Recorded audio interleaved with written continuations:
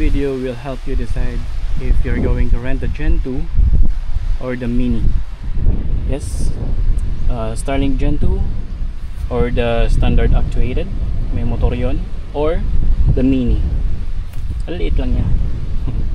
Okay, so right now turn on muna natin yung inverter natin. Then ilaw to. There you go. So may 220 volts na power supply na tayo. And then pupunta tayo somewhere na that we can set up the Mini. So, kunin natin to. Iikot lang yan. Then this one. Whoops. Oh, wait, ali. Yan. Para hindi restricted.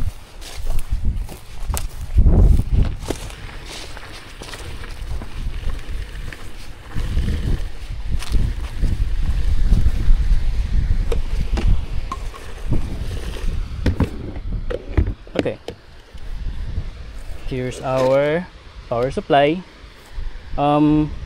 Imagine na lang din na power bank lang to, type C, yung kaya ng, kalimutan ko na ilang voltage yun, 7 or 10 volts for this. This is the Starlink Mini.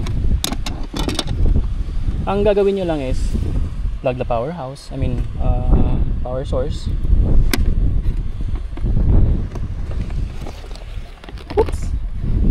Kapag yun dyan, open area, as in dapat open area para ma-maximize mo yung speed and the unit itself. Here, the power brick, saksak natin, and then yan lang, set up na. It's already good. Wait for it to initialize.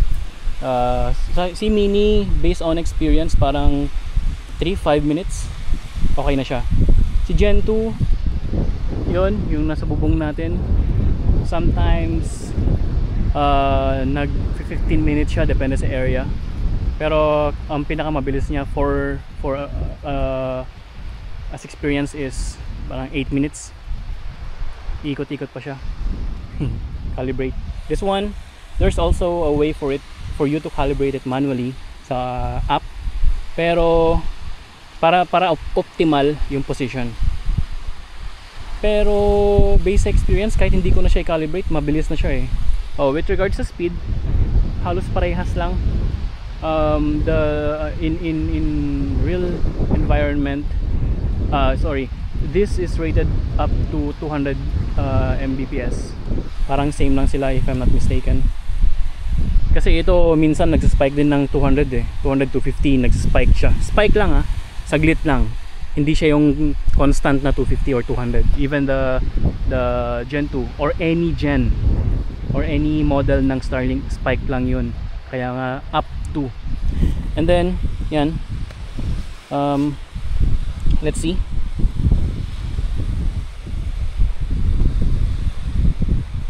Ayan, connected na tayo.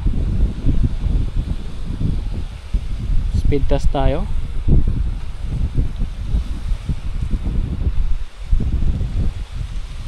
Ay, huwag mo kang pahiya. Yan o. Nag-range lang talaga siya sa ganyan in real life. Pero minsan mabilis, minsan mabagal. Pero yung bagal niya, ito lang. Hindi yung sobrang bagal. See? Ang weakness pala ni Starlink guys is the upload speed. Parang 10 to 25. But right now we are getting 15, 16. Doon siya nag-range. Okay na yun. Hindi naman tayo heavy user. And Starlink is designed for communications purposes. In weak to zero network. Dito sa area namin may signal naman pero hindi ganoon kabilis ang data.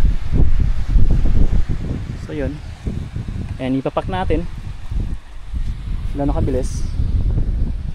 Tanggalin mo lang yung sa power cord. Oops. Then tanggal.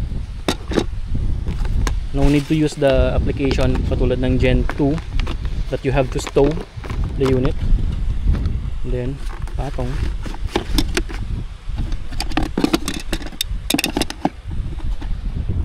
And pack na.